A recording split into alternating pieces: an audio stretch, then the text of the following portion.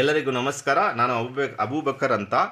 ವರ್ಲ್ಡಲ್ಲಿನೇ ಪ್ರಪಂಚದಲ್ಲಿನೇ first time ನಾಯಕರಳ್ಳಿ ಬಂದ್ powder ತಯಾರಿಕೆ ಮಾಡ್ತಕ್ಕಂಥ ಇನ್ವೆಂಟ್ ಮಾಡ್ತಕ್ಕಂಥ ವಿಜ್ಞಾನಿ ಅಬೂಬಕರ್ ಅಂತ. ಸೊ ನಾವು ಕೂಡ ಹುಳು ಮೆಸೋರು, ಆಮೇಲೆ ರೇಷ್ಮೆ ಬಿಚ್ಚಾಣೆ ಮಾಡ್ತಾರೋರು. ಸೊ ಈ ವರ್ಷ ಜಾಸ್ತಿ ಏನಂದರೆ ಪ್ರಾಬ್ಲಮ್ಮು, ಈ ರೀಲರ್ಸಲ್ಲಿ ಗೂಡು ತಗೊಂಡೋಗಿ ಕುಕ್ಕಿಂಗ್ ಮಾಡಿದರೆ ಎಲ್ಲ ಜಡ್ಗೆ ಬಂದುಬಿಡ್ತಾ ಇತ್ತು.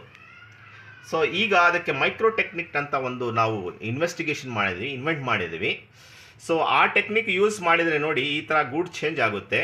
ಸೊ ಆ ಗೂಡು ಇಮಿಡಿಯೇಟ್ ನೀವು ಕುಕ್ಕಿಂಗ್ ಮಾಡಿದರೂ ಕೂಡ ಜಡ್ ಬರೋದಿಲ್ಲ. ಈಗ ನೋಡಿ ನಾವು ಕುಕ್ಕಿಂಗ್ ಮಾಡಿದ್ದೀವಿ, ಇಲ್ಲಿ ಜಟ್ಟು ಮ್ಯಾಕ್ಸಿಮಮ್ ಬಂದು ಮೂತಿಗಳೆಲ್ಲ ಒಡೆದೋಗ್ಬಿಟ್ಟಿದೆ, ಮ್ಯಾಕ್ಸಿಮಮ್ ವೇಸ್ಟು.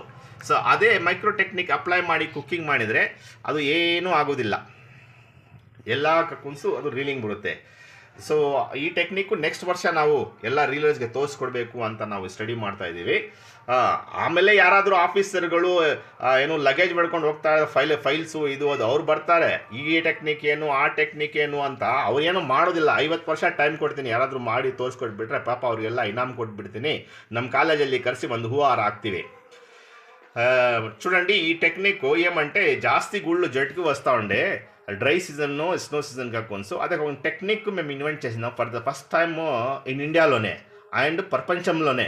ఆ మైక్రో టెక్నిక్ అప్లై చేస్తే స్లైడ్గా గూడు చేంజ్ అవుతుంది, కానీ కుకింగ్ చేస్తే ఇక నార్మల్గా కొంచెం అన్ట్రీటెడ్ ఇట్లా జట్టు వచ్చేస్తుంది.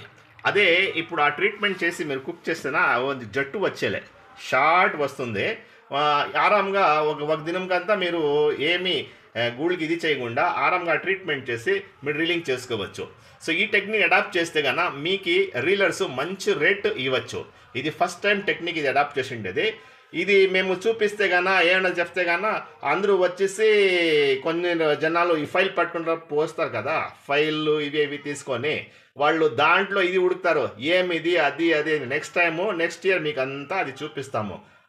అవును, మీకు మంచి రేట్ సిక్కుతుంది. ధన్యవాదము.